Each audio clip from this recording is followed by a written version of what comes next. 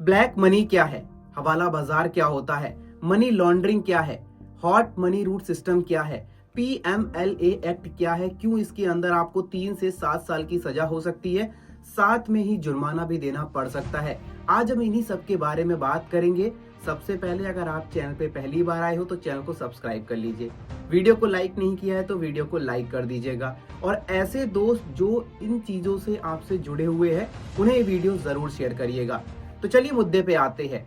सबसे पहले बात करते हैं कि ब्लैक मनी क्या है।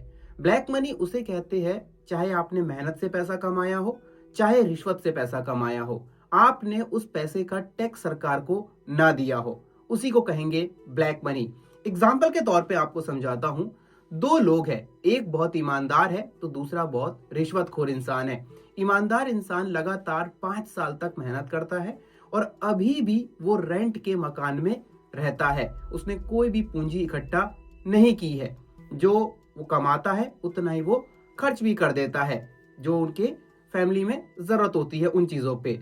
वहीं उसी के विपरीत दूसरा इंसान है जो बहुत ही ज्यादा रिश्वत लेता है। उसने 5 साल में एक अच्छा घर बना लिया, गाड़ी ले ली और अच्छी खासी पूंजी भी इकट्ठा कर ली। अब आप खुद सोचिए, जब उस ब्लैक मनी से कोई इंसान इतना ज्यादा आगे बढ़ गया है तो उस चीज को देखकर कहीं ना कहीं ईमानदार इंसान बहुत ज्यादा इरिटेट होगा। तो काला धन क्या चीजें लेकर आता है? काला धन अर्थव्यवस्था में भ्रष्टाचार को पैदा करता है, सामाजिक असमानताओं को बढ़ाता है, ईमानदार इंसानों के अंदर फ्रस्ट्रेशन पैदा करता है। नेक्स्ट एग्जांपल लेता हूं। कोई एक ऐसा इंसान है जो तस्करी करता है, गलत काम करता है। गलत काम करके उसने लगभग 100 करोड़ रुपए इकट्ठा कर लिया। अब वो सरकार को टैक्स भी देना चाहता है। उसने 30 से 40 करोड़ सरकार को टैक्स भी दे दिया। क्या अब वो सेफ है? सारी चीजें तो उसने कर दी, टैक्स भी दे दिया। क्या अब वो सही है? जी नहीं दोस्तों, वो बिल्कुल भी सेफ नहीं है। टैक्स देने के बाद उसके यहाँ पे ऑडिट होगी, उसे पूछा जाएगा कि ये पैसा कहाँ से आया है, सोर्स ऑफ इनकम उसे बताना पड़ेगा। अगर उस चीज को वो प्रॉपर तरीके से उन्हें एक्सप्लेन नहीं कर पाता है तो उसे जेल की हवा खानी पड़ सकती है। जेल ना जाना पड़े, सोर्स ऑफ इनकम बताना ना पड़े, इसीलिए ऐसे लोग हमेशा टैक्स चोरी करते हैं। इसी को हम कहते हैं ब्लैक मनी। ब्लैक मनी तो इकट्ठा हो गई, अब इसे व्हाइट में कैसे कन्वर्ट करते हैं, आइए इसके ऊपर एक नजर डालते हैं। दोस्तों, आपने बहुत सी मूवीज देखी होंगी जिसमें एक इंसान आधा नोट लेकर किसी दूसरे इंसान के पास जाता है और उस दूसरे इंसान के पास आधा नोट होता है। वो दोनों मैच करते हैं। अगर नोट पूरा मैच कर जाता है तो पैसे का लेन देन आपस में कर लेते हैं। उसी चीज को कहते हैं हवाला। अब उसी चीज का चलिए आप लोगों को लाइव एग्जांपल समझाता हूं। मानिए मेरा नाम ऋषि है, मैं दिल्ली में रहता हूं। मेरा दोस्त रोहन जो कि दुबई में रहता है, वहां पर उसने कुछ भी करके बहुत ज्यादा पैसे अर्न कर लिए। मानिए उसने वहां पे 10 करोड़ रुपए अर्न कर लिया है। अब वो चाहता है कि उस पैसे को मैं दिल्ली में बैठा बैठा रिसीव कर लूं कैश फॉर्म में। अब उस पैसे को मेरे तक कैसे पहुंचाएगा? तो दोस्तों, यहाँ पर 4 लोगों का इन्वॉल्वमेंट होता है। एक मैं जो रिसीवर हूं, एक रोहन जो कि सेंडर है, और बीच में 2 एजेंट होते हैं। एक एजेंट एक्स जो कि दुबई में होगा और एक एजेंट वाई जो कि इंडिया में होगा। एजेंट एक्स और एजेंट वाई का आपस में लेन देन चलता रहता है। उनका हिसाब पूरा कब होगा वो मैं आपको आगे बताऊंगा। यहाँ पे रोहन 10 करोड़ रुपए एजेंट एक्स को प्रोवाइड कर देगा और साथ में ही उसे उसका कुछ कमीशन दे देगा। एजेंट जो एक्स होगा वो एक कोड देगा रोहन को कि जाइए इस कोड को अपने इंडिया में जो आपका दोस्त है उसे बता दीजिएगा। वहां पर मेरा एजेंट वाई आएगा, कोड पूछेगा। अगर उसने कोड सही बताया तो उसको 10 करोड़ रुपए वहां से रिसीव हो जाएंगे। रोहन मुझे कॉल करके उस कोड को बता देगा। देन मैं बताई गई लोकेशन पे पहुंचूंगा जहां पे एजेंट वाई होगा। एजेंट वाई मुझसे कोड पूछेगा, मैं उसे कोड बताऊंगा। कोड मैच कर जाता है तो मुझे वो 10 करोड़ रुपए यहाँ पे कैश दे देगा। तो देखिए कितने आसानी से व्यक्ति तक पैसा पहुंच गया और उन्हें वहां से यहाँ भी आना नहीं पड़ा। इन सब मामलों के अंदर सरकार को पता भी नहीं चलता कि इतना बड़ा पैसा यहाँ से वहां ट्रांसफर हो गया। इसी को बोलते हैं हवाला बाजार। अब दोस्तों, यहाँ पर हुआ क्या? यहाँ पर सरकार को ये नहीं पता चला कि किसने पैसा किसको सेंड किया। बात यहाँ पे सिर्फ और सिर्फ टैक्स चोरी की थी, लेकिन अगर मानिए रोहन ने जो पैसा सेंड किया है यहाँ पर, वही पैसा अगर किसी टेररिस्ट एक्टिविटी के लिए यूज हो तो कितनी बड़ी चीजें यहाँ पर हो सकती है। ऐसी कोई भी एक्टिविटी ना हो, इसीलिए पुलिस इन सब चीजों को बहुत ही ज्यादा सीरियसली लेती है और इसमें अगर आप पकड़े जाते हो तो सख्त से सख्त सजा आपको मिलती है।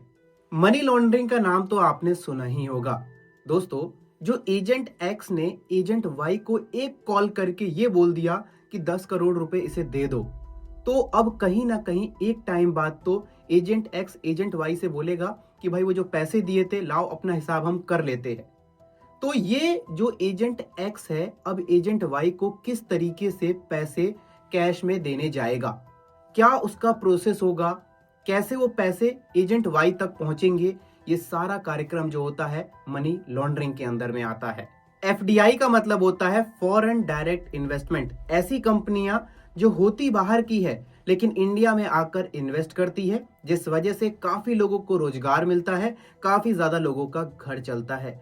तो अब यहाँ पे एजेंट वाई अलग अलग सिटीज में जाके ऐसी ही कुछ कंपनियां खोलेगा। ऑन पेपर, ऑन फील्ड की बात करें तो उनका कोई भी वजूद नहीं होगा, लेकिन ऑन पेपर की बात करें तो वो कहीं ना कहीं कुछ ना कुछ कंपनियां अच्छी होंगी। कुछ समय बीतेगा, कुछ समय बीतने के बाद एजेंट एक्स एफडीआई के माध्यम से उन कंपनीज के अंदर जितना उनका हिसाब होगा एजेंट एक्स और एजेंट वाई का, उतना के उतना पैसा उन कंपनीज में दे देगा। उसके बाद कुछ समय बीतने के बाद एजेंट वाई वो सारी के सारी कंपनियां बंद कर देगा और ऑन पेपर में इस चीज को शो कर देगा कि हमें भारी भरकम नुकसान हो गया है। एक तरीके से बहुत प्यार से और बहुत तरीके से पूरा के पूरा पैसा एजेंट वाई के पास पहुंच गया। अब दोस्तों एक मजेदार चीज आपको और बताता हूं। अगर आप लोगों ने कभी मूवीज देखी होंगी फर्स्ट डे फर्स्ट शो, तो देखते होंगे कोई अच्छी मूवी में पूरा हॉल बुक है। कुछ समय बीतता है, लगभग 2 हफ्ते बाद जाओगे तो वहां पे इक्का दुक्का सीट ही आपको मिलेगी, बाकी पूरा हॉल खाली होगा। उसी तरीके से अगर आप किसी का सिंगर का शो अटेंड करने जाओगे तो वहां पे आपको 1000-2000 की अच्छी भीड़ देखने को मिलेगी, लेकिन इन सब के पीछे बहुत बड़ा स्कैम चल रहा होता है। चलिए उस चीज को मैं एक्सप्लेन करता हूं। पहले सिंगर्स की बात करते हैं। रियलिटी में वो लोग ये दिखाते हैं ऑन पेपर कि हमारे में 1000 लोग नहीं आए, हमारे में लगभग 10,000 लोग आए थे। जो 9,000 लोग थे उन्होंने कैश में पेमेंट दिया। उन सभी की फेक स्लिप बनाकर ऑन पेपर में दिखा देते हैं कि हमारी भीड़ आई थी 10,000 की, जहां पे रियलिटी में ओनली 1000 लोग ही आए थे। एक तरीके से जो 9,000 लोग थे ना कहीं का ब्लैक मनी का पैसा होगा जो यहाँ पर पूरा टोटली वाइट कर लिया जाएगा। इसी तरीके से सेम मूवीज में होता है। जो आप सुनते हो ना कि 1 महीने के बाद इस मूवी ने इतना कलेक्शन कर लिया, सच मानिए इतना कलेक्शन नहीं होता है। हर पिक्चर हॉल के अंदर सीटें खाली रहती है, लेकिन अगर रिकॉर्ड की बात करोगे तो उन रिकॉर्ड को बाद में फिल कर दिया जाता है कि ये सीटें पूरी फुल थी और इन सीटों पे जो लोग मूवी देखने आए थे उन्होंने कैश में पेमेंट किया है। मतलब एक तरीके से उनके पास या उनके किसी नोन के पास कुछ ब्लैक मनी होगी, वो पूरी के पूरी यहाँ पे प्योर व्हाइट मनी में कन्वर्ट हो जाती है। क्या आपको ये चीज पहले पता थी?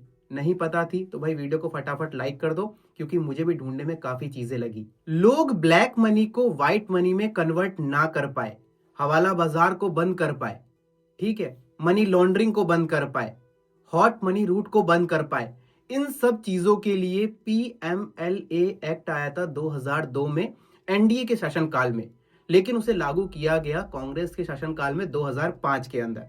इसके अंतर्गत में ये चीज थी, जो लोग ब्लैक मनी को व्हाइट मनी में कन्वर्ट कर रहे हैं उन्हें पकड़ा जाए, उन चीजों पे रोक लगाई जाए। इसके अंदर अगर आप पकड़े जाते हो तो आपको बहुत जल्दी जमानत भी देखने को नहीं मिलेगी और लगभग आपको 3 से 7 साल की सजा होगी और इसके साथ साथ आपको जुर्माना भी देना पड़ सकता है। तो इस वीडियो को उन लोगों को शेयर करें जो आपके आसपास शायद ऐसा काम कर रहे हैं, आपको कहीं ना कहीं उस चीज की भनक होगी। उन्हें बताओ कि भाई तुम तो जाओगे ही जाओगे, साथ में तुम्हारी परिवार को भी दिक्कतों का सामना करना पड़ सकता है, क्योंकि इसके अंदर भाई आपकी संपत्ति भी पूरी के पूरी जब्त हो जाएगी। ऐसा किसी के साथ ना हो। सतर्क रहे, सावधान रहे, थोड़ा सा सचेत कर दो उन लोगों को जो थोड़े से लालच के चक्कर में अपनी चीजें खराब कर रहे हैं। वीडियो अच्छा लगा हो तो लाइक करें, शेयर करें, चैनल पे पहली बार आए हो तो सब्सक्राइब करना मत भूलें। जय हिंद।